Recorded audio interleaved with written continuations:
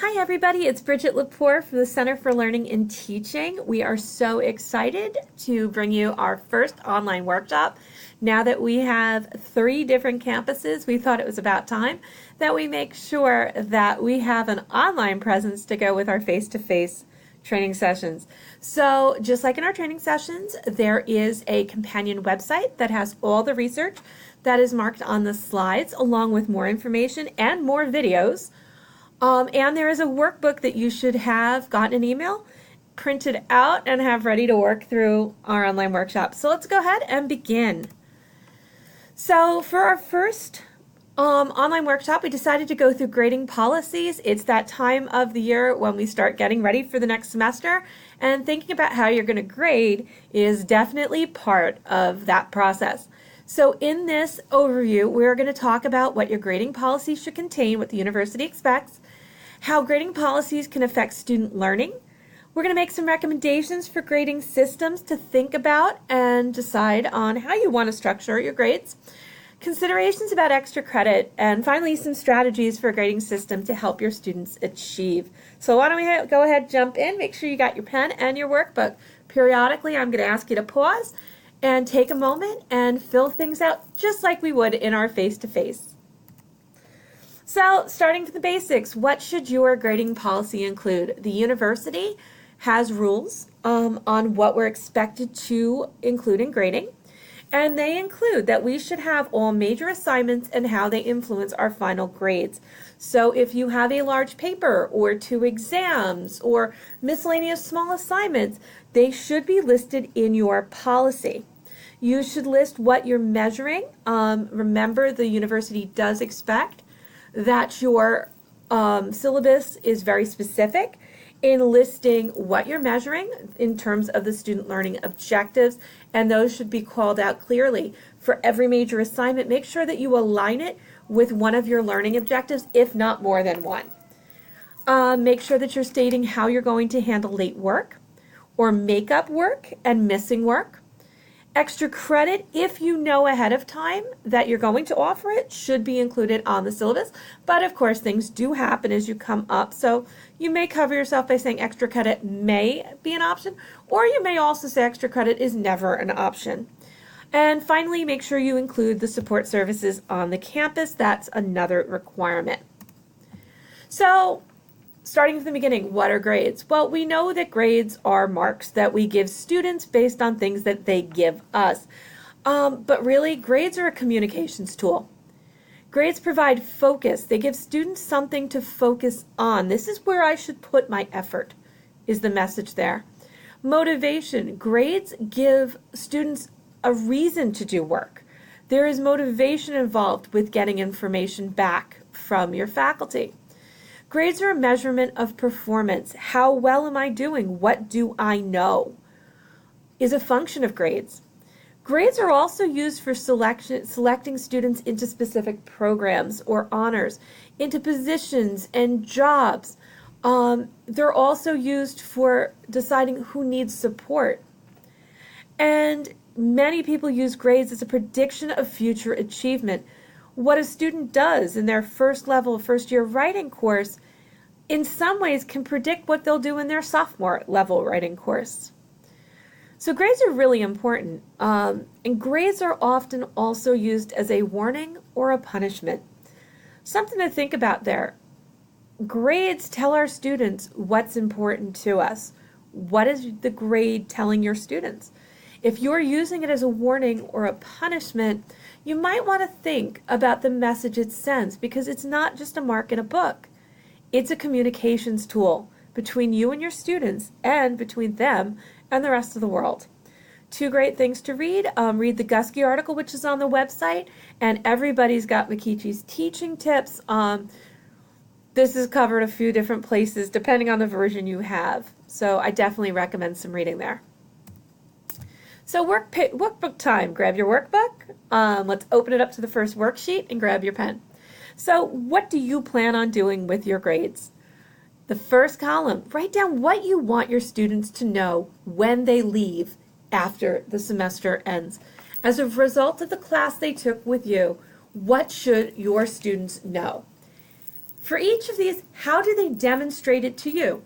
What are they going to do? Are they going to do work in the lab that you happen to observe?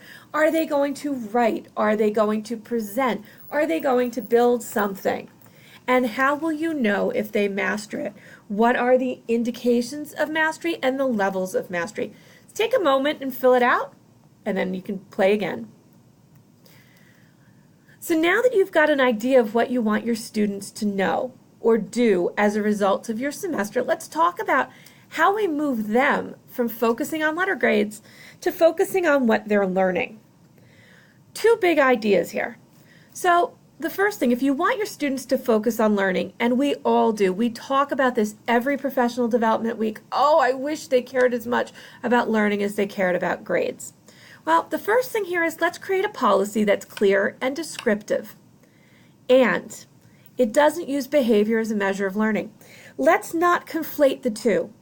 If we're going to measure work units and compliance, let's be clear about it. But let's not make that part of measuring learning. A person turning things in on time is an academic behavior, as opposed to being able to write clearly with focus, which is a learning piece within our writing objective. So let's not conflate them. Let's separate them out. And if possible, let's not even use behavior in that. Let's avoid the zero penalty. Zeros have the ability to cause significant damage to student grades. They make them artificially lower, especially if the zero is being assigned because of a behavior or a lack of a behavior. There's some things we could do about that. We talk about that later on, and on the website there's a whole video on it.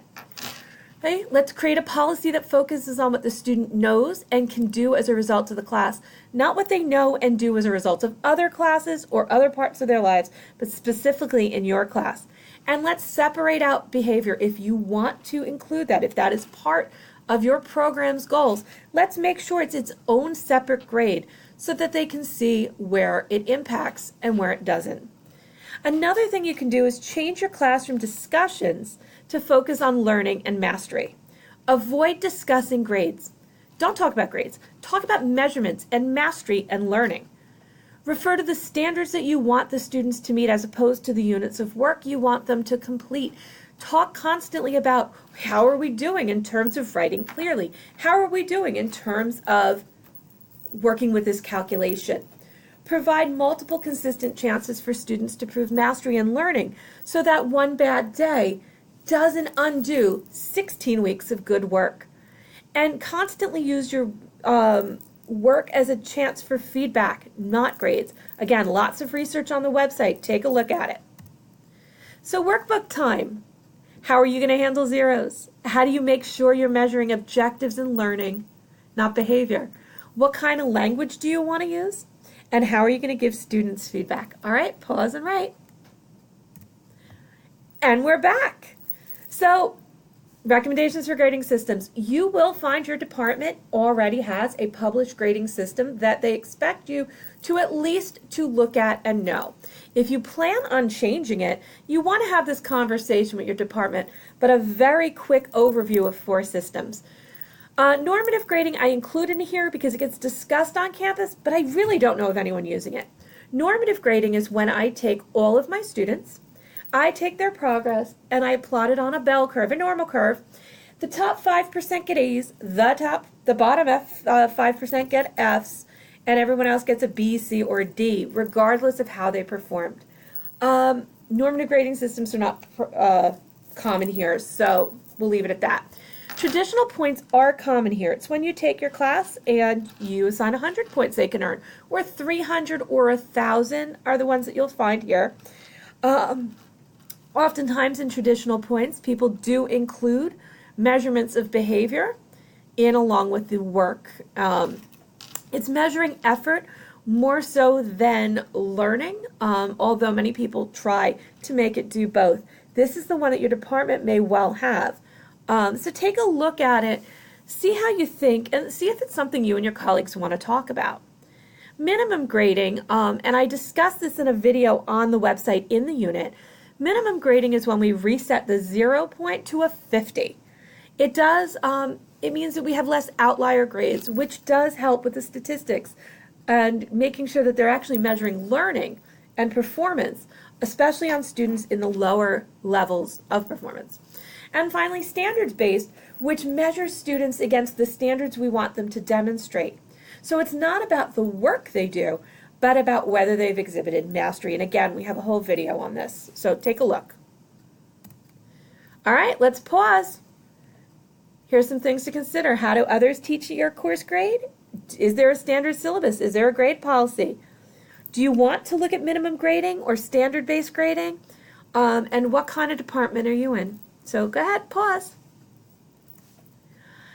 All right, now it's time to talk about extra credit. You've had some time to think about other things. Extra credit, students ask for it, students love them. And there are two things to consider. One is extra credit can be a motivator and an incentive. Included some articles for you on that. Students like extra credit, and they tend to work harder for extra credit than regular credit.